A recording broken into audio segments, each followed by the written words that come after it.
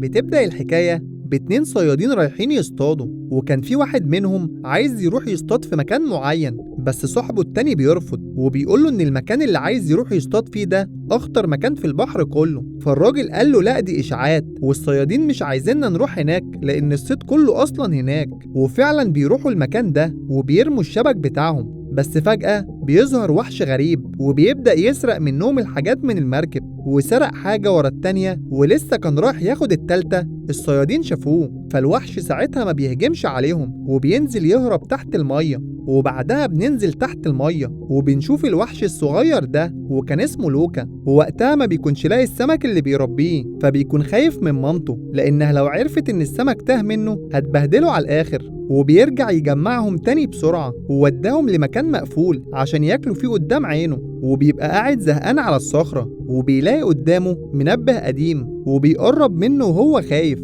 بس أول ما المنبه رن لوكا هرب على طول واستخبى. بس بعدها بيطمن وبيرجع تاني وبياخده، ولما بيبص قدامه بيلاقي كمان ورقة كوتشينة. بس بعدها بشوية مامته ندهت عليه وقالت له يلا العشاء جاهز. فلوكا بيخبي المنبه وورقة الكوتشينة وبياخد السمك بتاعه وبيرجع على البيت. ولما بيوصل البيت بيسلم على باقي عيلته، بس وهو بياكل سألهم سؤال غريب وقال لهم هي السفن بتيجي منين؟ فجدته بتقوله في وحوش أرضية وده سبب ظهور السفن، وإن السفن دي خطيرة وموتت وحش من عيلتهم قبل كده. فمامته وقتها بتتعصب عليه وبتقوله إن السمكة الفضولية بيبقى سهل جدا اصطيادها. فلوكا اتأسف لها وقال لها إنه مش هيسأل تاني. وبعد ما خلص الأكل راح عشان يكمل شغله، بس طلع إنه ما راحش لشغله ولا حاجة وراح للحاجات اللي هو سابها. فوقتها بيظهر من وراه واحد لابس بدلة غطس. فلوكا أول لما شافه كان مرعوب جدا، بس الشخص اللي لابس البدلة ده قلعها وقال له ما تخافش، أنا وحش زيك واسمي ألبرتو.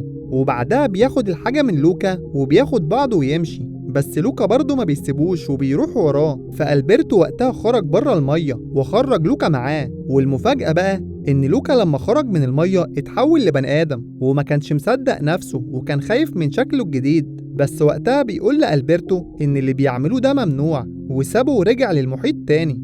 وفي اليوم اللي بعده لوكا برضه بيكون عايز يخرج بره المية عشان يستكشف حاجات أكتر، وراح وقف عند سطح المية وفضل رايح جاي بيفكر يطلع ولا ما يطلعش. وأخيرا ألبرتو بينزل له وبيخليه يطلع تاني بره المية. وألبرتو بعدها بيبدأ يعلمه ازاي يمشي وهو إنسان. وبعد محاولات كتير جدا أخيرا لوكا عرف يمشي. وبعدها ألبرتو بياخده معاه للبيت بتاعه. ولوكا طبعا كان مبهور بأي حاجة بيشوفها عشان دي طبعا أول مرة يشوف الحاجات دي. وبعدها بيشوف صورة على الحيطة وبيسأل ألبرتو هو إيه ده؟ فألبرتو بيقوله إن ده اختراع عظيم جدا واسمه فيسبا. فبيجيلهم فكرة وقتها وبيحاولوا يصنعوا واحدة شبهها. بس أول لما الدنيا بتبدأ تليل لوكا بيكون لازم يمشي وبيوعد ألبرتو إن هو هيجيله تاني بكرة. بس لما روح للبيت بيلاقي مامته واقفاله قدام الباب وبتسأله انت كنت فين؟ فبيتلخبط لدرجة انه قال لها انه كان على السطح، وكمان كان فاكر ان رجليه اتحولت لرجلين انسان. بس لحسن حظه جدته بتنقذه وبتقول لمامته ان هي اللي بعتته عشان يجيب لها حاجات. فلوكا بيكون فرحان جدا لان جدته انقذته من مامته. وفي اليوم اللي بعده برضه لوكا راح لألبرتو، وألبرتو وقتها كان عايز يجرب الفسبة اللي صنعوها، بس لوكا ما بيكونش راضي وبيكون خايف. فألبرتو بيقرر إن هو يجربها لوحده، وللأسف وهو في نص الطريق الفسبة اتكسرت منه ووقع في البحر. ولما طلع تاني قرر هو ولوكا إنهم يصنعوا واحدة جديدة تكون أقوى من اللي قبلها. ومن ناحية تانية مامة لوكا اكتشفت إن هو كل ده كان بيضحك عليها وما كانش بيروح شغله ولا حاجة. وكمان باباه بيلاقي المنبه والكوتشينة بتوعه، فبيبدأوا يفكروا هو فين وبيعمل ايه. نرجع تاني للوكا، كان خلاص هو وألبرتو خلصوا الفسبة التانية، وألبرتو قال له إن المرة دي لازم يجربوها هما الاتنين مع بعض. وفعلا بيعملوا كده وبيطيروا في السما وسط الطيور. بس بعدها برضه وقعوا هما الاتنين في المية. وبالليل لوكا بيكون قاعد مع ألبرتو في بيته وبيسأله وبيقوله ايه اللي فوق في السما ده. فألبرتو بيقوله دول سمك صغير وبيحميهم السمكة الكبيرة، وكان قصده طبعا على القمر. وبعدها لوكا بيسأله وبيقول له هو انت عمرك رحت المدينة اللي بيعيش فيها البشر؟ فألبرتو بيقول له لا، بس بيقول له ان باباه حكاله عنها كتير. ولما خلصوا قعدتهم ولوكا رجع بيته لقى مامته وباباه مستنيينه، وكمان كانوا مجهزين له المنبه وورقة الكوتشينة. وباباه بيقول له احنا عرفنا كل حاجة ولازم دلوقتي توعدنا انك مش هتخرج بره البحر تاني. بس فجأة بيظهر عم لوكا، وده كان بيعيش في قاع المحيط. ومامته وقتها قالت له عقابا ليك هتروح تعيش مع عمك سنتين. فلوكا لسه هيتكلم ويعترض، فمامته قالت له لو مش عاجبك هنخليهم 3 سنين. فلوكا سكت وما كانش عارف يتصرف ازاي. وفي اليوم اللي بعده لوكا راح لألبرتو وحكاله على كل اللي حصل. فألبرتو بيقترح عليه إن هما الاتنين يروحوا يعيشوا في مدينة البشر. وبعد التفكير الكتير والضغط من ألبرتو لوكا أخيرا بيوافق، لأن لو موافقش على القرار ده بالليل هيروح مع عمه زي ما مامته قالت له. وفعلا بعدها بينزلوا ويعدوا البحر وبيوصلوا لمدينة البشر. ولوكا بيبص على الناس بانبهار كبير، وبيلاقي صور لصيادين السمك في كل مكان، فبيبقى خايف ومرعوب جدا. بس فجأة بيشوف واحد راكب فيسبا، وكمان كان في ولاد بيلعبوا كورة، والكورة بتروح عند لوكا.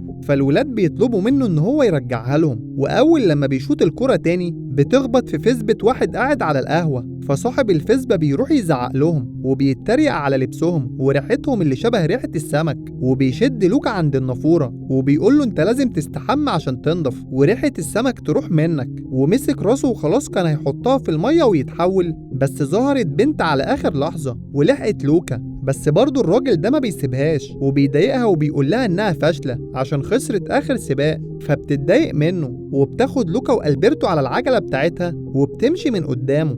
وبعدها بتوديهم لمكان امان وبتقول لهم انتوا جايين اكيد عشان مسابقة كورتروسو. بس برضه بتقول لهم ان هي مضطرة تمشي دلوقتي عشان توصل الطلبات اللي معاها. فلوكا وقتها بيقول لألبرتو احنا لازم نشترك في المسابقة دي واكيد هنعرف نكسبها بسهولة، ولو كسبنا هنعرف نجيب الفيسبا اللي بنحلم بيها. وبيرجعوا للبنت تاني وبيقولوا لها ان هم خلاص قرروا يشتركوا في المسابقة. فالبنت بتفاجئهم وبتقول لهم ان انتوا لازم تهزموا هيركول اللي هو الراجل اللي كان هيضربكم من شوية. وبرضه قالت لهم ان المسابقة صعبة جدا وفيها 3 مستويات: سباحة واكل مكرونة وسواقة عجل. فألبرتو بيعرض عليها انها تنضم للفريق بتاعهم، فالبنت بتوافق. ولما بتجرب تخليهم يسوقوا العجلة بتاعتها بيطلعوا ان هم ما بيعرفوش، فبتتعصب وبتقول لهم انا هنسحب من الفريق ده. فلوكا وقتها بيقول لها انا لو ما فزتش في المسابقة دي اهلي هيبعتوني المكان وحش جدا. فساعتها البنت بتتأثر بكلامه وبتوافق ان هم يبقوا فريق واحد.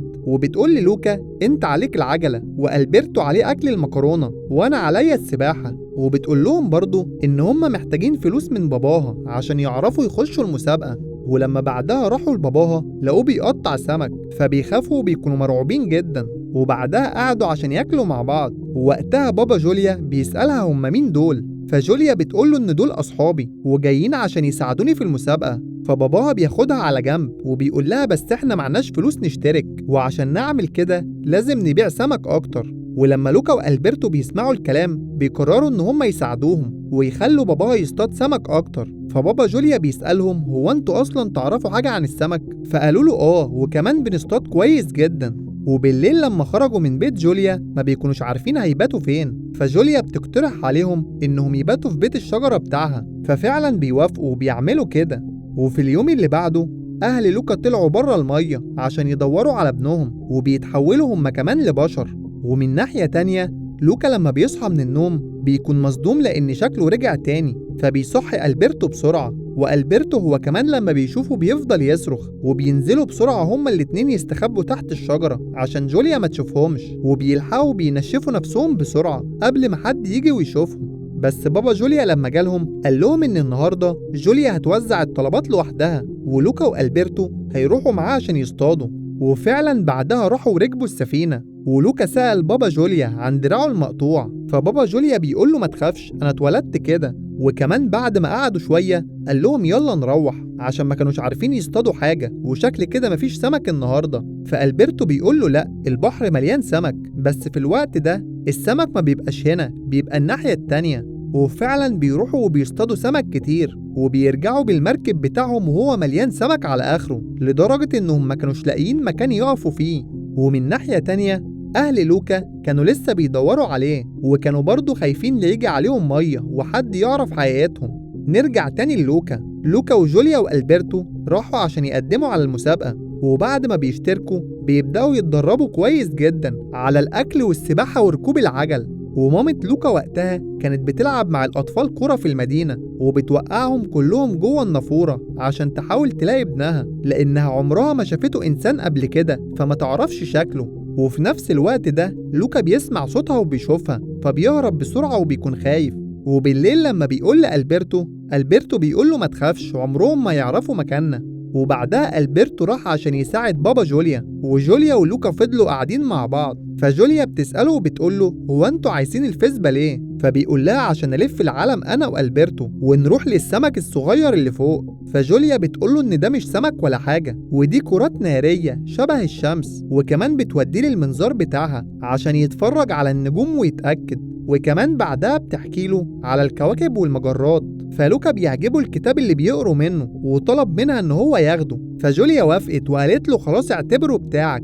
وفي اليوم اللي بعده لوكا بيروح التمرين مع جوليا، واهل لوكا برضه كانوا لسه بيحدفوا ميه على العيال عشان يعرفوا فين ابنهم. بس في يوم لوكا بيشوف مامته وهو على العجلة، ومامته بتعرفه بس بيجروا بسرعة وبينجحوا ان هم يهربوا منهم. ولوكا بعدها بيشوف قطر وبيسأل جوليا هو القطر ده بيروح فين، فبتقوله ان هو بيودي لمدرستها. بس ألبرتو الغبي بيقطع كلامهم وبياخد العجلة وبيركب لوكا وراه، وبيجروا بسرعة وبيقعوا في المية. ولما بيخرجوا من المية بيفضلوا يتخانقوا مع بعض، لأن ألبرتو حس إن لوكا بيحب جوليا من غير ما يقولها على حقيقته. بس بعدها بثواني جوليا وصلت لهم وحضنتهم هما الاتنين، وكانت فرحانة إنهم لسه عايشين. فلوكا بيسألها وبيقول لها هو ينفع أروح المدرسة معاكي؟ فجوليا بتقول له ينفع. بس ألبرتو برضه بيقطع كلامهم وبيقول لها هو مدرستك بتقبل كل الناس؟ فقالت له فألبرتو قال لها حتى لو وحوش البحر. فلوكا وقتها بيتعصب وبيحاول يسكته عشان ما يعترفش. فألبرتو برضه ما بيسكتش وبينزل البحر قدامها. وجوليا لما شافته كانت مخضوضة جدا ومتفاجئة عشان أول مرة تشوف حاجة زي كده. وبالليل جوليا ولوكا رجعوا للبيت، بس ألبرتو مرضاش يرجع معاهم ورجع لبيته تاني. فبابا جوليا سألهم على ألبرتو، فلوكا قال له إنه مش راجع تاني خلاص. فبابا جوليا بيتضايق لأنه كان حب ألبرتو عشان كان على طول بيساعده، وبيقول لهم إن هو هيخرج يدور عليه. فجوليا بعدها رشت مية على لوكا وعرفت إن هو كمان وحش بحر زي ألبرتو، وبتقول للوكا إن هو يمشي من هنا لأن باباها لو شافه ممكن يعمل له حاجة. وفعلا بعدها لوكا مشي وراح لألبرتو بيته القديم عشان يتأسف له. بس وقتها بيشوف علامات على الحيطة، فبيسأل ألبرتو عن العلامات دي. فألبرتو قال له إنه فضل طول الأيام دي وحيد، وأول لما قابله بطل يعد الأيام. بس برضه كان زعلان من لوكا وطلب منه إنه يمشي. وفي اليوم اللي بعده كان يوم المسابقة، فلوكا بيقرر إنه هيخشها لوحده وبيلبس بدلة غطس وبينزل اختبار السباحة وبيخلصه. وبعدها بيروح على مسابقة المكرونة وبيعرف إن هو يخلص الأول. وبعدها بدأت آخر مرحلة وكانت مرحلة ركوب العجل. بس وهو سايق العجلة الدنيا بدأت تمطر عليهم، فباباه ومامته استخبوا تحت مفرش، ولوكا راح واستخبى تحت تندة. بس بيلاقي صاحبه ألبرتو قدامه وكان ماسك شمسية وجاي يجري عليه، بس في راجل بيزقه وبيوقعه. وللأسف أول لما ألبرتو بيقع بتبقى مفاجأة لكل الناس، لأن ألبرتو بيتحول لوحش وأهل المدينة كلهم لما بيشوفوه بيخافوا. ولما ألبرتو حاول يهرب من الناس رموا عليه شبكة صيد، بس لوكا ما بيسيبوش وبيجري عليه وبيعرف ياخده على العجلة بتاعته. وأهل المدينة برضو كلهم بيطلعوا يجروا وراهم، وجوليا كانت بتحاول تحميهم وبتوقع أي حد يجري وراهم، وللأسف هي كمان وقعت من على العجلة. فلوكا وألبرتو لما شافوها قرروا يرجعوا لها تاني، والمرة دي لما رجعوا لها أهل المدينة كلهم كانوا اتلموا حواليهم، وكل الناس كانت بتقول إن الوحوش دي لازم تموت. بس جوليا بتقول لهم إنهم لو كانوا وحوش فعلا ما كانوش جم وساعدوها. وبابا جوليا هو كمان بيقرر إنه اللي يفوز بالمسابقة لوكا وألبرتو، وفعلا بياخدوا الجايزة. وأخيرا لوكا وألبرتو حققوا حلمهم وجابوا الفسبة اللي نفسهم فيها. ومن يومها بقى أهل المدينة بدأوا يستضيفوا وحوش البحر عندهم وبيعيشوا مع بعض في سلام. وفي آخر الحكاية ألبرتو بيبيع الفسبة وبيدي فلوسها للوكا عشان يروح يدرس مع جوليا. وخلص الفيلم لحد هنا. لو عجبك ما تنساش الاشتراك ومتابعة كل جديد.